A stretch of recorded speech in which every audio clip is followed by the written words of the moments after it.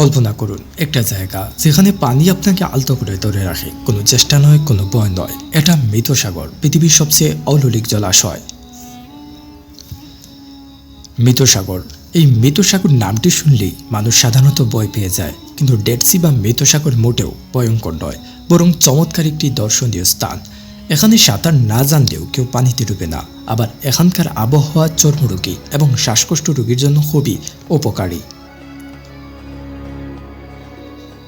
মুসলমানদের ধর্মীয় বিশ্বাস অনুযায়ী এটি একটি অভিশপ্ত জায়গা, কেননা এই অঞ্চলটি ছিল হযরত লূত আলাইহিস সালাম ও তার সম্প্রদায়ের অঞ্চল। হযরত লূত আলাইহিস সালামের সম্প্রদায় সমকামিতার মতো পাপাচারে লিপ্ত হয়। মহান রব্বুল আলামিন এই অঞ্চলটিকে ধ্বংস করে দেন। ডেড সি বা মৃত সাগরের অবস্থান বর্তমান পৃথিবীর ইসরায়েল, ফিলিস্তিন এবং জর্ডান সীমান্তের মাঝামাঝি।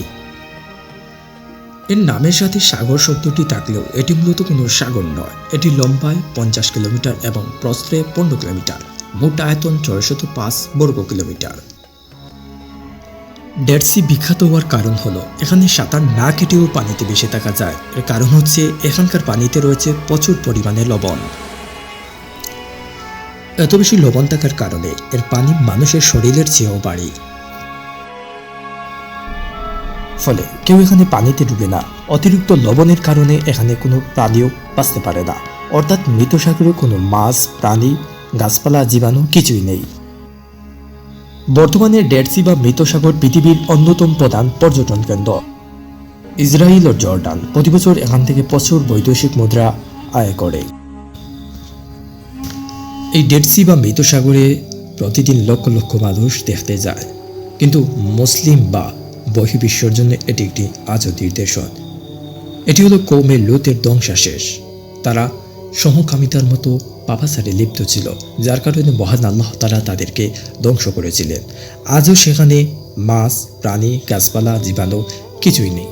একটিবার উপলব্ধি করো মহান আল্লাহ তাআলার ধ্বংস কতটা ভয়ঙ্কর হতে পারে। মহান আল্লাহ তাআলা আমাদেরকে এই গল্প থেকে কিছু বোঝার তৌফিক দান করুন, বলুন আমিন।